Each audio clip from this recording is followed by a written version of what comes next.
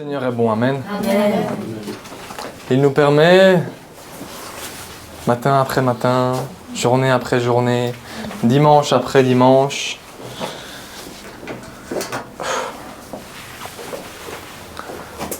de goûter à sa bonté. Et c'est ce que la parole de Dieu nous dit. Si tu as goûté que l'Éternel est bon. Amen. Est-ce qu'il est bon? Amen. Vous êtes tous d'accord? Et ce matin encore, dans la louange, dans l'adoration, il est présent. Amen.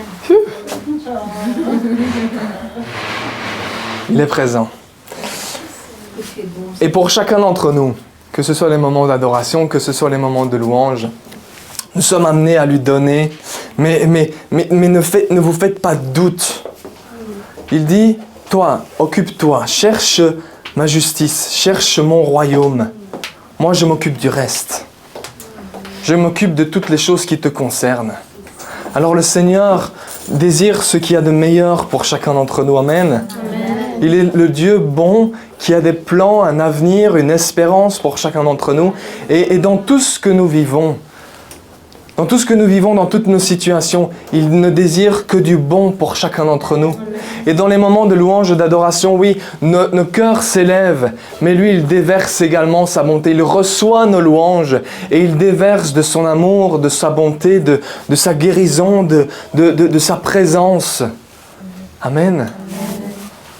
Parce qu'il nous aime. Il tient à nous. Amen. Nous avons de la valeur à ses yeux. La valeur que nous avons à ses yeux, vous le voyez sur cette croix et sur ce sang qui a coulé.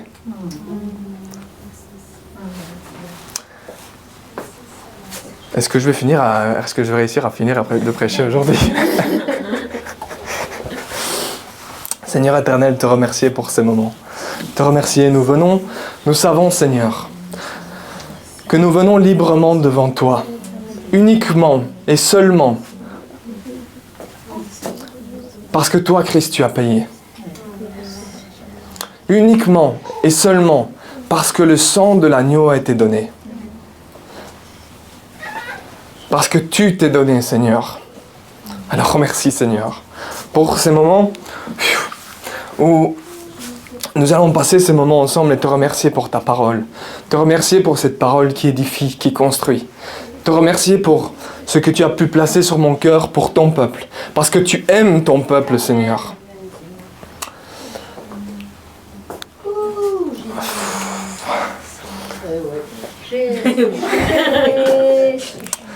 Alors Seigneur, te remercier. Non seulement parce que tu me fais la grâce de pouvoir partager avec mes frères et sœurs, mais parce que tu me fais la grâce de pouvoir être un instrument dans tes mains, mais également pour que chacun d'entre nous soyons au bénéfice de ta grâce, que nous apprenions de toi. Chacun d'entre nous, dans les dons que nous avons, dans les situations que nous vivons, dans les privilèges que tu nous donnes à chacun d'entre nous différemment, eh bien, tu permets à ce que ton peuple grandisse. Et Saint-Esprit, c'est ma prière ce matin encore, c'est que ton peuple reçoive et un cœur ouvert afin de recevoir ce que tu as prévu pour lui également. La beauté et la richesse de ta parole qui nous construit, qui nous place sur cette pierre angulaire qui est Christ, toi Seigneur Jésus. Sois glorifié. Glorifie ton Saint-Nom encore ce matin. Glorifie ton Saint-Nom dans la vie de chacun parce que je sais que ce matin, tu désires encore toucher le cœur de chacun. Afin que chacun se ressorte d'ici grandi, construit, responsabilisé, nourri en toi, Seigneur, aimé en toi. Sois glorifié ce matin au nom précieux de Jésus-Christ. Et merci Saint-Esprit pour ton aide. Pour ton aide afin que non seulement je puisse partager avec mes frères et sœurs, mais afin que eux également aient les oreilles ouvertes, les yeux ouverts, le cœur ouvert, afin de recevoir. Sois glorifié Seigneur éternel au nom de Jésus. Amen. Cela fait plusieurs semaines que nous parlons des dons qui sont distribués dans l'Église. Plusieurs semaines que nous parlons de cette fameuse Église. Et plusieurs semaines que nous disons une seule et unique chose, c'est que le Seigneur revient pour son Église. Il revient pour personne d'autre, mais son Église. C'est pour son Église qu'il revient. Et nous avons besoin de le comprendre. Son Église, c'est son épouse. Et je remercie le Seigneur parce que plusieurs fois ça a été dit aujourd'hui déjà. Il revient bientôt. Amen. Et c'est une réalité, c'est qu'il revient bientôt. Amen. Mais il revient pour son Église. Et les semaines qui sont passées, nous avons vu les dons qui nous sont distribués, la manière dont le Seigneur désire utiliser l'Église qui est son corps afin d'être aimé, mais afin d'aimer, afin de donner en retour et de partager l'amour de Dieu autour de soi, afin de démontrer quelle est cette épouse, cette Église qui est supposée briller de mille feux. Amen. C'est ce que nous avons vu. Et nous allons continuer en reprenant un passage que nous avons vu la semaine passée. Et aujourd'hui, avec une particularité, c'est que nous allons voir ensemble la responsabilité éternelle de l'Église. Cette responsabilité qui repose sur l'Église, sa responsabilité d'éternel. Autrement dit, aujourd'hui, nous allons rentrer dans cette notion d'éternité par rapport à l'Église. Nous allons voir ce que la parole de Dieu nous dit concernant cette Église et qui est-ce que Jésus vient chercher et à quoi elle est supposée ressembler, cette Église. Amen. Alors nous allons prendre directement un passage que nous avons déjà lu la semaine passée en partie, nous l'avons lu la semaine passée, qui se trouve dans Éphésiens. Vous remarquerez qu'on est beaucoup dans Éphésiens pour le moment. Éphésiens chapitre 5 et au verset 25.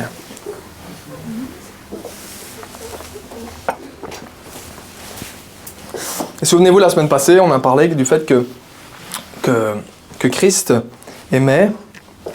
était aimé, et on a parlé du mari et de la femme comme étant une image de ce que Christ est avec l'Église, l'époux et l'épouse. Et rappelez-vous le nombre de fois où Christ est appelé l'époux. Jean-Baptiste même lui-même en parle comme étant l'époux qui arrive. Amen. Nous voyons ce passage où il est écrit, voilà ce qui est écrit. On va décortiquer ce passage ensemble aujourd'hui principalement. Et nous voyons ce qui est écrit. Christ a aimé l'Église. Il s'est donné lui-même pour elle, afin de la conduire à la sainteté, après l'avoir purifiée et lavée par l'eau de la parole, pour faire paraître devant lui cette Église glorieuse, sans tache, ni ride, ni rien de semblable, mais sainte et irréprochable. Voilà qui vient chercher Jésus. Voilà ce qu'il veut en faire de son Église. Mais j'aimerais qu'on lise chacune des parties de ces versets ensemble. Et le premier point vital, important, sur lequel nous ne pouvons pas passer, c'est le premier. C'est sur cela que tout est établi. Tout est établi sur l'amour de Dieu. Amen. Tout est établi sur cet amour. D'ailleurs, ça a encore été dit tout à l'heure, il n'y aura qu'une chose qui va demeurer pour l'éternité, c'est cet amour. Amen. L'amour que Dieu a, l'amour que Dieu manifeste et l'amour que Dieu dépose dans son épouse, dans l'épouse de Christ. C'est cet amour qui demeure. Et nous avons besoin de nous rappeler cette chose. Vous voyez, on répète ce verset avec tant de nonchalance aujourd'hui. Et on le fait pourquoi ? Parce que c'est pas... on le fait parce qu'on l'entend régulièrement et on le répète et on le répète et on le répète. Et on dit Dieu a tant aimé le monde qu'il a donné son Fils unique afin que quiconque croit en lui ne périsse pas mais qu'il ait la vie éternelle. Nous pouvons le répéter et parfois le dire, bah oui on connaît quoi. La richesse de ce verset, la richesse de ce passage dans le fait que Dieu a tellement aimé le monde qu'il a donné ce qui avait le plus de valeur à ses yeux. Imaginez-vous, vous qui avez des enfants, prenez votre enfant et offrez-le en sacrifice pour les autres. Vous allez comprendre ce que le Seigneur a fait. Ce que Dieu a fait. Ce qui avait le plus de valeur à ses yeux. Il a offert son propre fruit. Mais là, avec particularité, regardez ce qui est noté. Particulièrement, oui, Dieu aime tout le monde parce qu'il désire que le monde, c'est ce qu'il nous dit en Timothée, qu'il désire que le monde soit sauvé. Que les hommes soient sauvés. D'accord ? Mais regardez avec particularité, ces hommes et ces femmes, bien entendu, il va les amener à lui. C'est ceux-là qu'il a choisis. C'est ceux-là qui vont former son Église, son épouse. Et c'est celui-là, cette Église particulièrement, que le Seigneur aime. C'est auprès de cette Église qu'il va manifester particulièrement son amour. Lorsque vous lisez les Cantiques des Cantiques, vous vous rendez compte de cette histoire d'amour entre l'époux et l'épouse. Et l'amour qui est révélé. Mais pour chacun d'entre nous, nous sommes ici, nous sommes l'Église. Amen. L'Église, ce n'est pas un bâtiment, ce n'est pas des murs. Le bâtiment que nous utilisons, c'est un bâtiment que nous utilisons, que le Seigneur met à notre disposition afin de pouvoir nous réunir. D'accord ? Mais l'Église, c'est vous et c'est moi. Nous sommes l'Église. Et nous avons besoin de nous rappeler que Christ t'aime, toi, Église. Christ t'aime. Il t'a aimé, il s'est offert, il s'est donné lui-même. Et encore aujourd'hui, il t'aime. Amen. Est-ce que vous pouvez le dire avec moi ? Christ m'aime. Christ m'aime. C'est une réalité. C'est une vérité sur le fait que Christ aime son Église. Il s'est donné lui-même. Il a donné sa propre vie afin de venir chercher, sauver son Église. Amen. Mais vous voyez, le Seigneur aime très certainement, et le Seigneur, lorsqu'il fait quelque chose, il désire que ça porte du fruit. Amen. Et la manière dont il a aimé l'Église, c'est afin, nous le voyons, nous l'avons déjà lu, afin qu'elle sorte, parce que l'Église, souvenez-vous de la définition, c'est un ensemble qui est appelé hors de. Ils sont appelés hors du monde. Donc Christ est venu donner sa vie afin que son Église, spirituellement parlant, sorte de ce monde, pas physiquement parlant, mais spirituellement parlant, redevienne née de nouveau. Et il a aimé l'Église justement pour qu'elle sorte et qu'elle brille, qu'elle aille des ténèbres à son admirable lumière. C'est ce qui est écrit, c'est ce qui nous est dit. Et il l'a justement fait, vous voyez, il l'a sortie du monde afin qu'elle aille des ténèbres jusqu'à la lumière. Donc il l'a fait, il a été la chercher pour la sortir de ce monde. La sortir de l'état spirituel de ce monde. Donc il l'a fait avec une raison. Il y avait une raison derrière. Là, je ne vais pas juste dire, je vais mourir sur la croix, je vais aller mourir sur la croix, comme ça, vous pourrez un jour être avec moi pendant l'éternité, mais pour le moment, restez tranquille, restez comme vous êtes. Si c'est ça, on se trompe. Parce qu'il n'est pas venu nous chercher, il est venu nous sauver pour qu'on reste comme on est. Amen. Que du contraire. Et voilà pourquoi il s'est donné. Le « afin de », c'est la raison. D'accord ? Il s'est donné lui-même afin de la conduire à la sainteté après l'avoir purifiée et lavée par l'eau de la parole. Il l'a fait afin de la purifier, de la laver par l'eau de la parole, pour qu'elle soit purifiée et lavée. Lavée et purifiée par quoi ? Par sa parole. C'est l'effet que la parole va avoir sur chacun d'entre nous. Elle va montrer, vous savez, justement cette Bible, cette parole de Dieu nous montre que la parole est comme un miroir. Elle nous montre ce que nous sommes. Elle nous montre ce que nous sommes supposés être. Et elle nous montre ce que nous sommes en réalité. Nous sommes en réalité des enfants de Dieu. Et elle va nous montrer la différence. La différence entre ce que nous lisons et ce que nous sommes dans ce que nous faisons. D'accord ? Donc elle va nous montrer, elle va apparaître comme un miroir. Mais vous remarquerez que il est dit afin de la conduire à la sainteté. Est-ce que vous savez ce que c'est la sainteté ?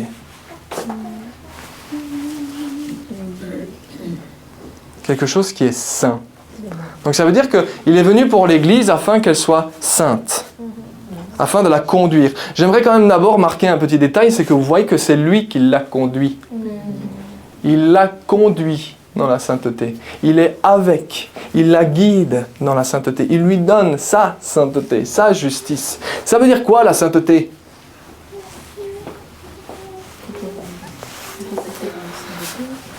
Ben, c'est marrant pour vous tous qui êtes des saints.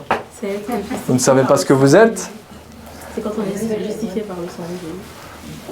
Ouais. Oui, non? Sainteté?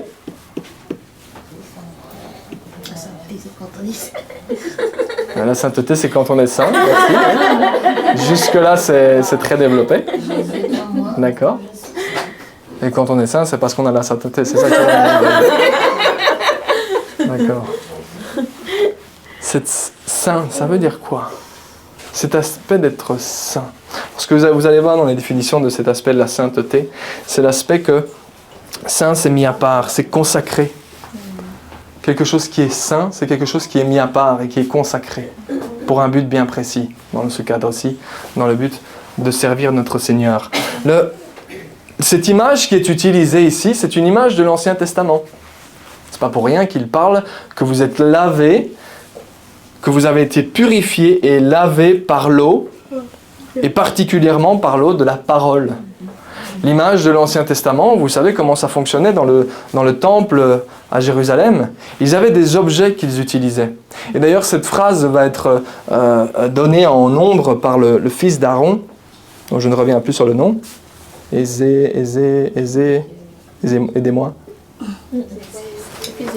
Je reviens plus sur le nom. Bref, j'ai un trou, c'est pas grave, ça arrive. Et Éléazar, merci. Et cette phrase va être citée par Éléazar, où il va citer les instructions que Moïse avait données. Et pour qu'un objet, des objets pouvaient être utilisés dans le temple de l'Éternel ou dans la tente de la rencontre à l'époque. Et pour être utilisés dans la tente de la rencontre ou dans le temple, que devait-il être? On pouvait quoi? Utiliser un pot de chambre et venir le mettre en plein milieu dans le temple, dans le temps de la rencontre? Vous croyez que Dieu aurait permis ça?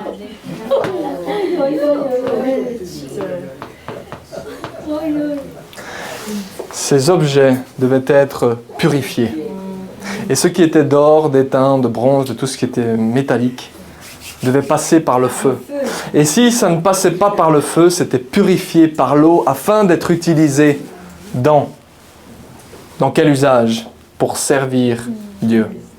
Pour le service de l'Éternel. Donc l'image qui était utilisée, c'est une image de l'Ancien Testament que l'apôtre Paul utilise à cet endroit-ci, en disant, à l'époque, dans les objets qui étaient utilisés, ces objets devaient être purifiés, soit par le feu, soit par l'eau, afin d'être utilisés pour le Seigneur. Et à ce moment-là, il devenait saint, sanctifié, ou consacré plutôt, devrais-je dire. Et en étant consacré, il n'avait plus qu'un usage unique, qui était de servir le Seigneur, servir l'Éternel. C'est pour ça que les Lévites étaient consacrés à l'Éternel. Ils étaient consacrés, ils étaient mis à part pour servir un seul maître, contrairement à toutes les tribus qui avaient un autre travail. Les Lévites n'avaient qu'un seul service, c'était le service de l'Éternel. Ils étaient consacrés, mis à part pour cette tâche en particulier. D'accord ? Donc c'est cette image-là qui est utilisée ici. Pourquoi est-ce que Christ s'est donné lui-même, il a aimé l'Église, il s'est donné lui-même afin de conduire cette Église dans un usage unique, afin de consacrer cette Église à le servir lui, à être à son service. Et comment va-t-il le faire? Eh bien en la purifiant, non pas avec de l'eau, mais par l'eau de la parole. En lisant la parole, en étant ouvert à la parole faisant son travail en nous, non seulement par la parole écrite, mais par l'esprit qui révèle les choses en nous, parce que rappelez-vous que la parole et l'esprit fonctionnent systématiquement toujours ensemble, ou sont en tout cas supposés systématiquement travailler ensemble. Et bien cette parole, lorsque nous la lisons, nous nous exposons à la vérité de Dieu, nous nous exposons à l'esprit de Dieu qui va démarrer son œuvre en nous. Et de cette manière-là, il va nous purifier, nous laver de notre ancienne manière d'agir afin d'être à l'usage de l'Éternel et de Christ. Amen. Avant, on était à l'usage et au service de qui? Voilà. Nous étions ennemis de Dieu. Et c'est par sa parole. Il nous a mis à part, il nous a sanctifiés, justifiés, notre dette est remboursée parce qu'il a payé le prix pour nous. Mais à ce moment-là, il dit, ok, vous êtes spirituellement justifiés, vous êtes à moi, et maintenant parce que vous êtes à moi, je vais vous conduire par ma parole à vous sanctifier, à vous consacrer, à devenir saints, à usage unique pour moi et moi seul, dit l'époux. Amen. C'est ça ce principe. Il a aimé l'Église et il s'est donné, non pas pour qu'elle reste tranquille sur son siège comme elle est, à rien faire et à vivre comme avant, mais justement pour qu'elle ne soit plus comme avant, mais qu'elle soit à usage unique pour l'époux. Amen. Et non seulement ça, et c'est là où nous rentrons dans la notion d'éternité, non seulement ça, mais il l'a aussi sauvé. Il l'a aussi aimé, il s'est donné lui-même pour elle, pour faire paraître devant lui cette Église glorieuse, sans tache ni ride, ni rien de semblable, mais sainte et irréprochable. Il s'est donné lui-même, afin qu'un jour, cette Église, qu'elle soit conduite lorsqu'elle est sur terre par lui afin de ne plus être comme avant et qu'elle soit un exemple et un ambassadeur sur terre de qui est Christ, de sa sainteté, de sa pureté. Mais non seulement ça, mais également de paraître devant lui un jour ou l'autre. Est-ce que vous savez qu'un jour ou l'autre vous allez paraître devant lui?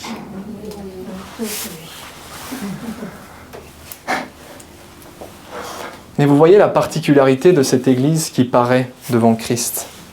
Elle est sainte, donc on a expliqué le principe, elle est pleinement mise à part pour lui, à son service seul, et elle est irréprochable. Sainte et irréprochable. Et je me suis posé la question. Je me la suis posée pour vous. Je me suis dit, Seigneur, saint, ok, mais irréprochable, qu'est-ce que tu entends par là? Oui, d'accord. Mais, moi, sans reproche, je dis, ok, de quel reproche est-ce que tu parles?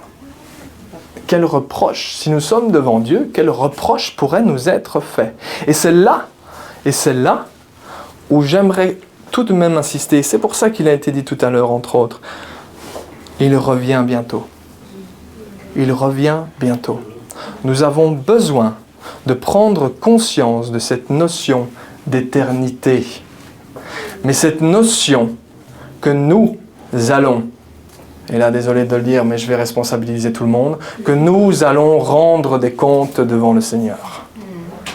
Il y en a un à qui nous allons rendre des comptes, et c'est lui.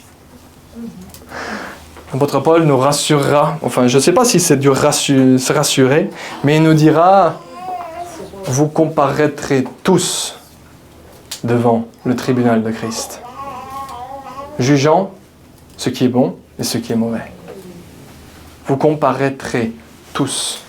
Nous avons besoin de prendre conscience de ce moment où nous serons devant notre Seigneur. Et chacun d'entre nous rendrons des comptes pour ce qui a été fait et pour ce qui n'a pas été fait. Tout. Là, c'est la responsabilité. Et je le dis tout en connaissance de cause, parce que la parole de Dieu nous dit également qu'il n'y ait pas beaucoup de personnes qui enseignent au milieu de vous, parce que ceux qui enseignent seront doublement responsables. Plus sévèrement repris. Donc imaginez-vous, oui, je sais. Donc ce n'est pas un fardeau que j'installe sur vous, je partage juste que... Mais je me suis posé cette question, Seigneur, irréprochable, qu'est-ce que tu entends par là, sans reproche? Ok, d'accord, sans reproche. Qu'est-ce que tu veux dire par sans reproche?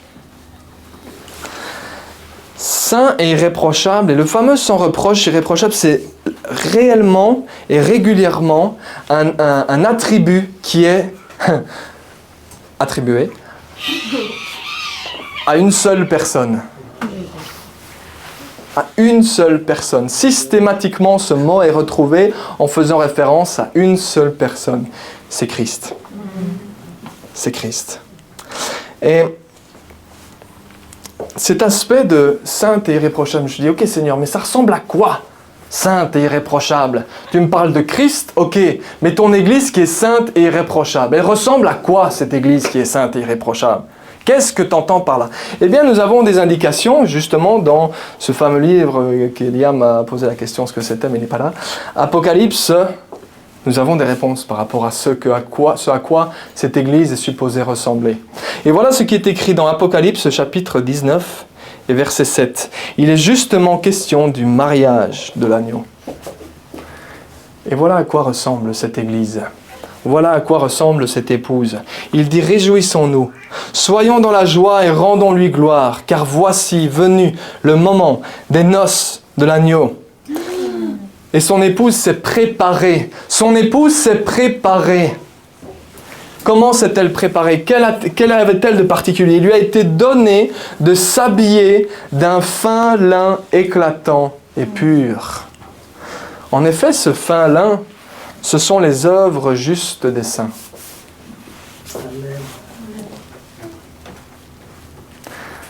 Vous savez de quoi vous allez être habillé devant votre Seigneur?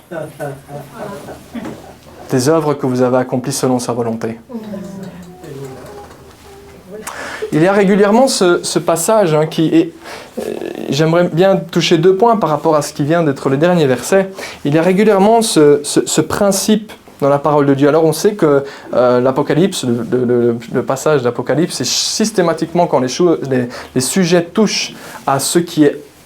Au moment où on sera avec notre Seigneur, nous savons que beaucoup d'images sont employées, d'accord? Il y a beaucoup d'images, beaucoup de symboles, donc nous ne sommes jamais sûrs à 100% de cette image, ce qui va être, à quoi ça va ressembler, d'accord?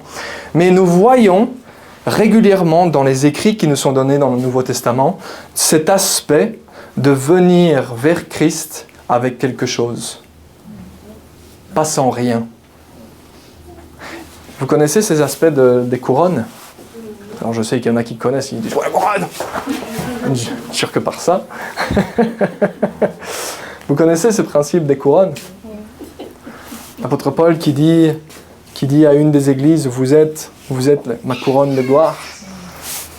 Ce principe dans les révélations, j'ai le mot en anglais, dans l'Apocalypse, où les couronnes des anciens sont déposées aux pieds de Christ. Ces images sont utilisées. Ces images sont utilisées et ces couronnes comme étant, nous voyons dans les écrits des apôtres, dans le Nouveau Testament, cet aspect des choses qu'ils ont faites. Et c'est pour ça que l'apôtre Paul parlera à une des églises en disant « Vous êtes ma couronne de gloire, le travail que j'ai accompli, vous êtes ma couronne. Et lorsque je serai devant mon Seigneur, cette couronne, elle sera sur ma tête et je viendrai lui déposer à ses pieds. » Parce que le travail a été fait et j'ai agi pleinement. Vous m'entendez bien? Pleinement, dans sa volonté, en faisant Et c'est là où sa couronne est présente. On reviendra sur ce principe-là après. C'est là où sa couronne est présente. Mais désirons-nous venir sans rien et nus devant le Seigneur? Parce qu'il nous dit aussi que certains seront sauvés comme au travers du feu.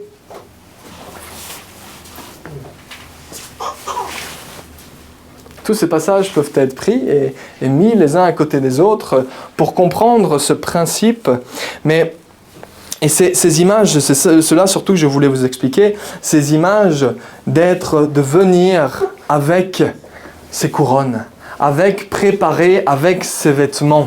Il y a une substance, il y a quelque chose qui a été fait et qui a de la valeur aux yeux de Dieu. Là où nous avons besoin de prendre conscience, c'est ce que nous faisons aujourd'hui a de la valeur aux yeux de Dieu pour l'éternité. Amen. Est-ce que nous en prenons conscience de cet aspect-là? De cet aspect d'œuvres qui ont de la valeur? Alors j'ai bien conscience que ce que je suis en train de dire pourrait sonner comme... un salut par les œuvres. Mais loin de là. Nous avons besoin de comprendre que nous sommes sauvés par grâce. Amen.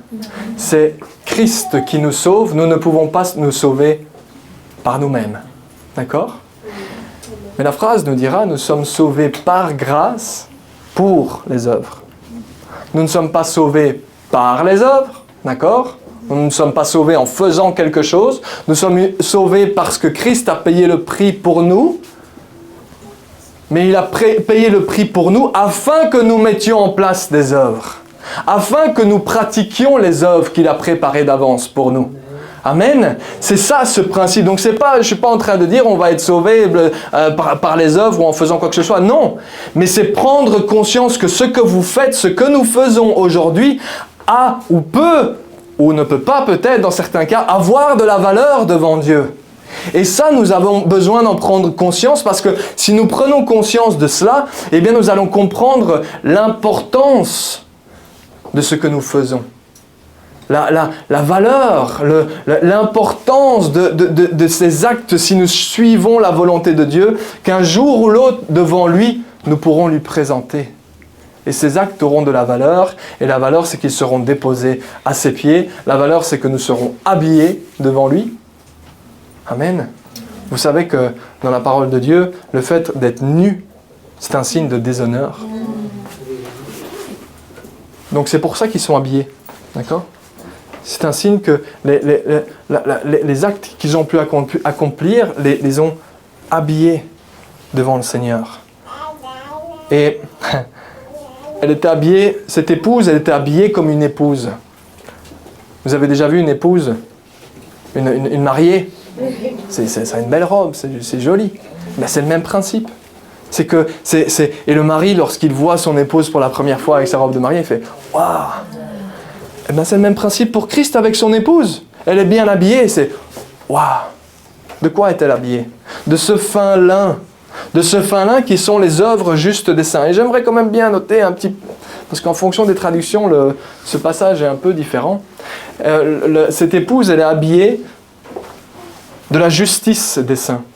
Et la justice des saints, et c'est là où je parle de la grâce pour les œuvres, c'est que la justice des saints, c'est Christ qui nous donne la justice. Sa justice. Amen. C'est sa justice que nous portons, premièrement. Mais cette justice que nous avons, qui nous a été imputée, nous dira la parole, cette justice qui nous a été imputée, qui nous a été donnée, eh bien, elle va amener à des actes justes. Amen. Donc il y a ces deux concepts dans ce passage. Ça pourrait être développé encore davantage, probablement en études bibliques. Mais voilà, il y a ces deux points qui sont importants. Maintenant, cette épouse qui est irréprochable, elle est habillée, gardons le principe des œuvres justes des saints, juste sur ce principe-là. Cette épouse, elle est sainte, elle est irréprochable, elle est habillée de fin lin, elle est habillée des œuvres justes des saints. Amen. Donc ça veut dire que si je suis le raisonnement, ces reproches qui pourraient être faits, ce serait que les œuvres justes ne sont pas présentes.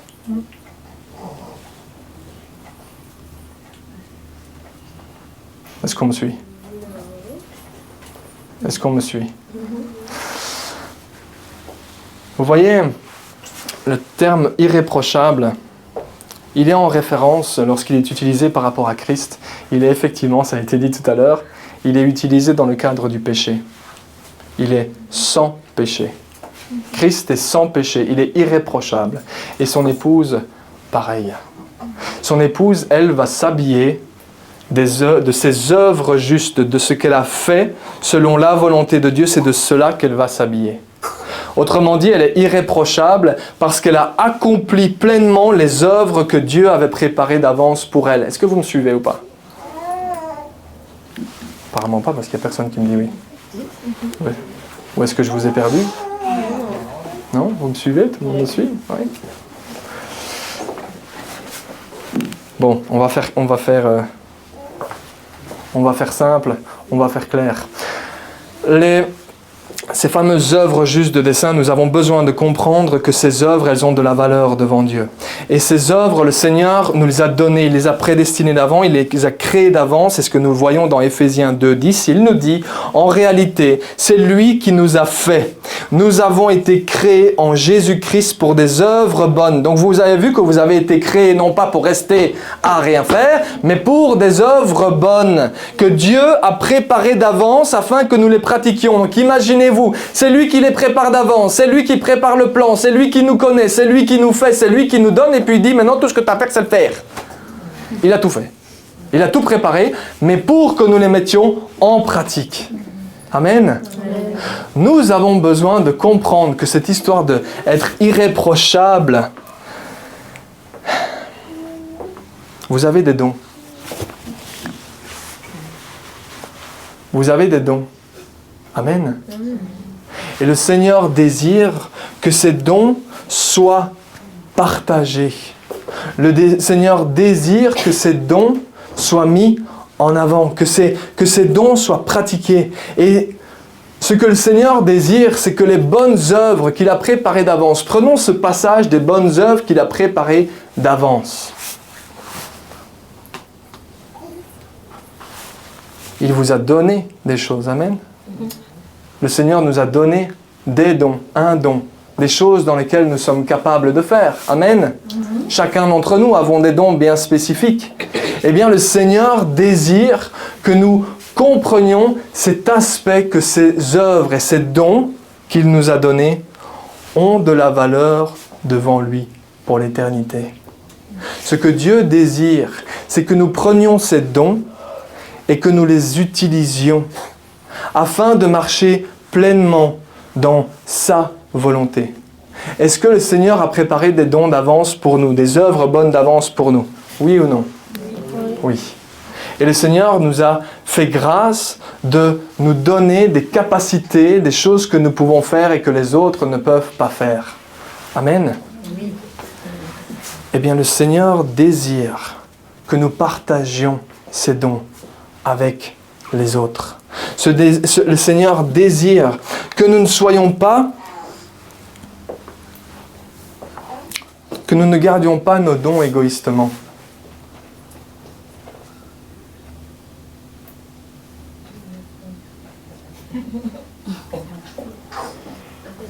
Non. Non, ça passe pas. Qu'est-ce qui ne passe pas? C'est-à-dire au début que nous sommes destinés à aimer, et puis à l'amour de Dieu en nous. Alors toutes les œuvres qui vont être produites, le fondement de cette œuvre, c'est l'amour. Donc le don, les dons que nous avons, doivent être conduits par l'amour.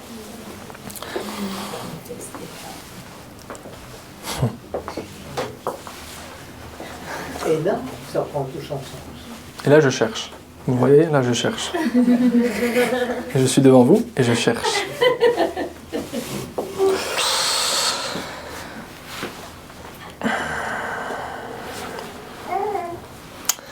J'aimerais rester sur ce principe d'être sauvé par grâce pour des œuvres bonnes.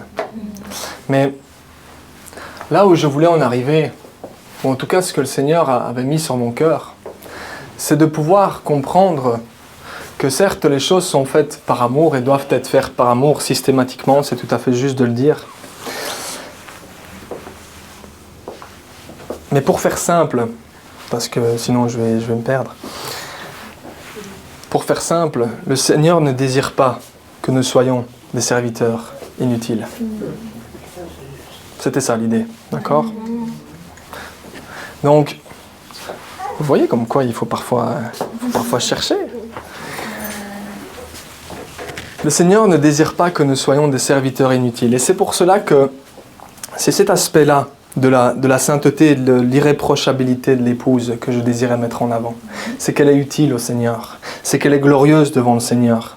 Et le Seigneur ne désire pas, avec les dons que nous avons, que nous les gardions pour nous-mêmes. Et c'est là où ce que je veux dire, c'est cet aspect, ou en tout cas vraiment ce que le Seigneur a déposé sur mon cœur, c'est vraiment cet aspect de prendre conscience que ce qu'il nous a donné, prenons-en conscience que c'est pas juste pour nous-mêmes maintenant, c'est pas seulement juste pour l'Église, c'est pas seulement juste pour le monde, parce que le monde peut en bénéficier aussi de nos dons, c'est pas seulement pour tout cela. C'est aussi que ça a de la valeur devant lui lorsque nous serons devant lui. D'accord ? C'est ça l'idée. C'est ça l'idée. Et cette idée, c'est juste ce principe de dire, nous avons besoin de prendre conscience que les dons qu'il a... Allez, on a fait la liste vendredi passé, durant la réunion de partage, des dons que nous avions. Eh bien, si aujourd'hui, je décide de garder mon don pour moi-même et de le garder égoïstement en disant, non, je ne veux pas en faire bénéficier les autres, le Seigneur dit...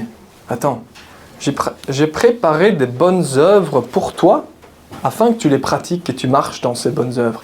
Qu'est-ce que tu me fais à pas partager avec les autres?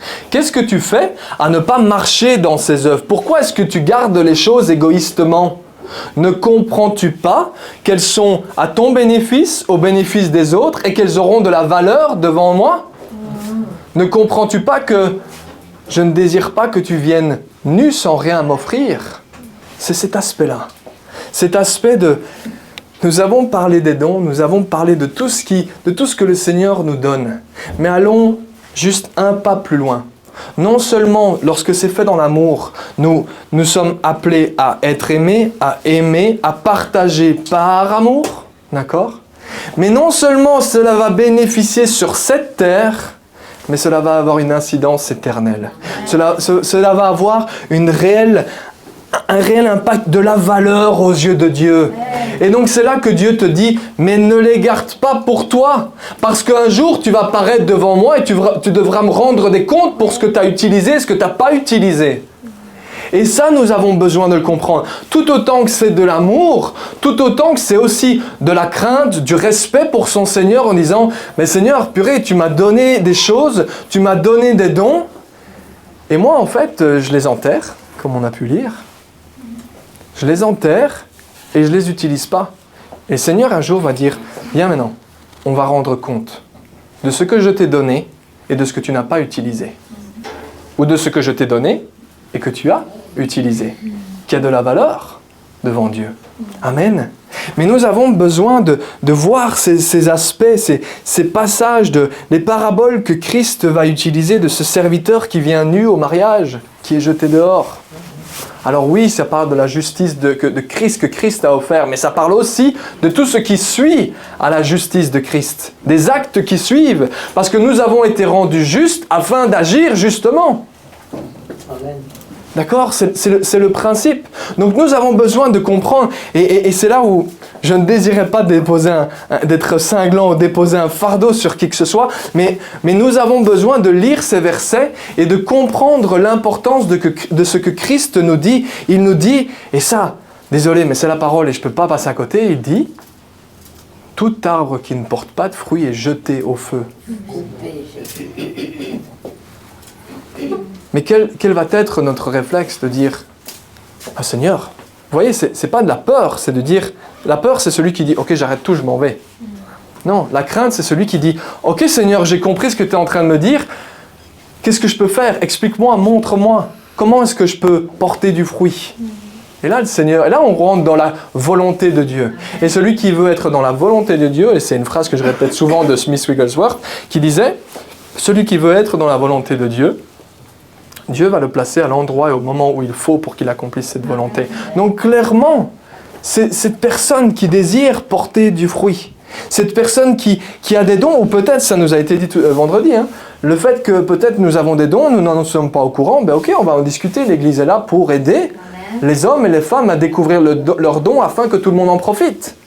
Et aussi, par amour pour la personne, parce que nous savons que si en tant que ministère et responsable, nous pouvons aider quelqu'un à faire grandir ses dons, à faire prospérer ses dons, nous savons aussi que c'est bénéfique pour cette personne parce que ça aura de la valeur devant Dieu pour l'éternité. Amen. Donc nous avons besoin de voir l'aspect d'éternité. Et nous avons besoin de comprendre l'aspect de nous allons, et c'est pas... ça fait pas peur, mais ça remet en question. C'est cet aspect de nous allons un jour rendre des comptes devant notre Seigneur pour ce qu'il nous a donné que nous n'avons pas fait, ou ce qu'il a donné que nous avons fait. On va rendre des comptes, on va comparaître devant lui. Amen. Et cet aspect-là, c'est lorsque nous lisons ces passages, je parlais de la parabole de celui qui vient en mariage sans être habillé, mais de la parabole des talents, celui qui creuse le trou et qui enfuit son talent. Serviteur inutile, il est jeté dans les ténèbres, là où il y a des grincements de dents. Et alors on dit, mais Seigneur, moi, ok, mes talents, je veux les utiliser. Je ne veux pas finir là où il y a des grincements de dents. Je veux être utile, je veux être utile. Et je veux être utile, et je veux être utile à l'entièreté de ton épouse. Et je veux que ces choses, elles aient de la valeur devant toi. Parce qu'elles ont de la valeur. Et c'est cette notion supplémentaire que je désirais partager avec vous. Cet aspect non seulement du partage actuel, l'aspect que nous sommes... Allez, je vais prendre mon exemple. Je suis au bénéfice de lorsque je vous enseigne la parole. Je suis le premier à être au bénéfice en disant bon, Seigneur, merci parce que tu me l'as expliqué. Et puis tout le monde en profite. Donc nous avons ces principes-là. J'en profite, oui, le Seigneur me permet d'en profiter. Puis je le partage avec les autres afin que tout le monde en profite. Mais lorsque je marche pleinement dans ce que le Seigneur veut, et c'est là où l'aspect d'irréprochabilité de Christ est mis en avant aussi.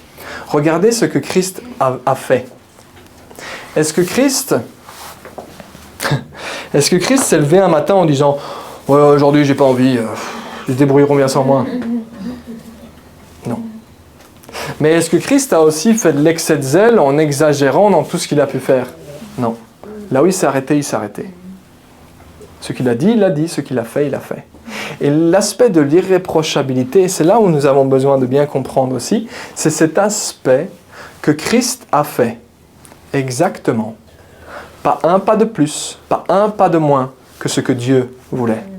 Il n'a pas fait un acte, pas une parole. Il a dit lui-même, tout ce que je fais, je le fais parce que j'ai vu le Père le faire. Donc, qu'est-ce qu'il a fait? Il a fait exactement, pleinement, parfaitement la volonté exacte de Dieu. D'accord? Et c'est ce que l'épouse est amenée à vivre également dans son irréprochabilité. C'est cet aspect de comprendre que nous ne sommes pas non plus amenés à faire tout et n'importe quoi.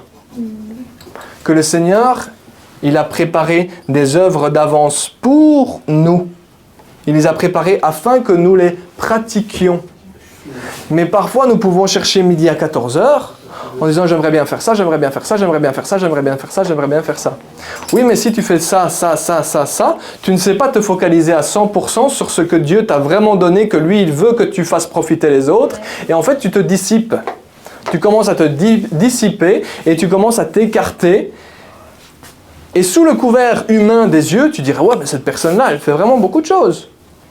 Oui, mais est-ce qu'elle est pleinement dans ce que Dieu veut? Et c'est un aspect que je me souviens avoir retenu d'un enseignant qui disait, il était justement enseignant, donc il disait, le Seigneur m'a donné un don d'enseignement. Et ce don d'enseignement, je souhaite le faire prospérer et le faire grandir. Et ne faire pas plus que ce que le Seigneur veut et pas moins que ce que le Seigneur veut. Je veux faire exactement ce que le Seigneur veut, là où il veut, quand il veut. Et surtout, je ne veux pas me comparer aux autres. Je vais chercher l'excellence exactement dans le don que Dieu m'a donné et je vais y aller à fond. Et je vais tout mettre en place afin d'exercer ce don. Alors on peut en avoir plusieurs, d'accord? Mais dans ce cadre-là, ce don, je vais tout mettre en place afin d'exercer ce don avec excellence. Je vais tout mettre en place afin de le pratiquer de la meilleure des manières.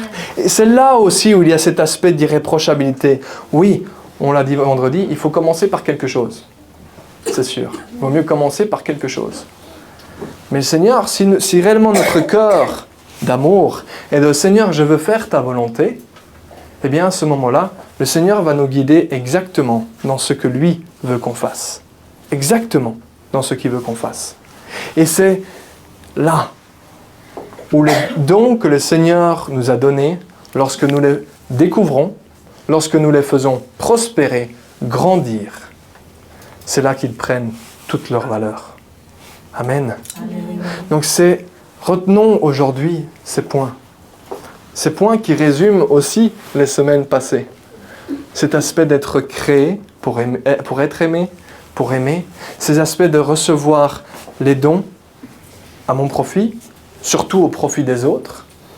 Mais aussi que les dons que vous avez et que vous allez, par la grâce de notre Seigneur, faire prospérer et grandir, ils ont une valeur devant Dieu. Et ça, ne l'oubliez pas. Parce que c'est en gardant cet objectif en tête, de ce moment-là. Regardez l'apôtre Paul, il dit, je fixe mon regard sur ça. Je fixe mon regard sur ça. Parce que si on garde cet objectif de dire, Seigneur, je veux déposer devant toi les œuvres que tu as préparées pour moi et je veux avoir ces choses que je pourrais te donner. Eh bien, quand on est ici sur terre, on va tout faire pour ça. Et à ce moment-là, ne doutez pas, vous êtes dans la bonne direction. Amen.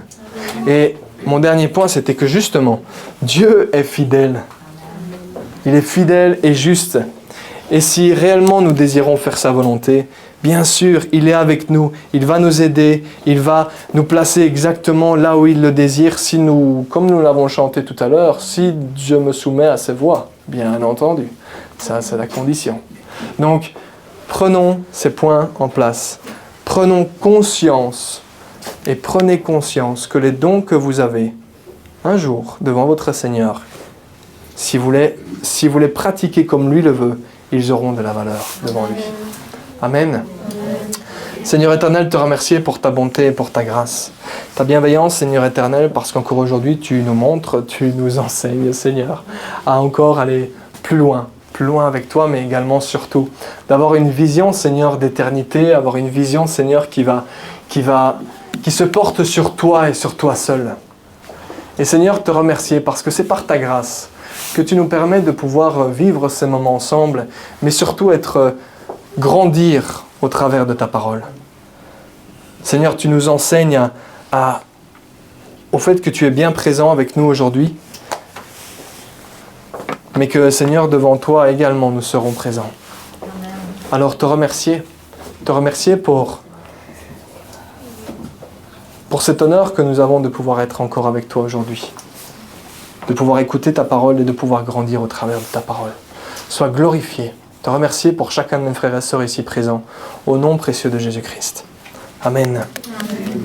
Soyez bénis.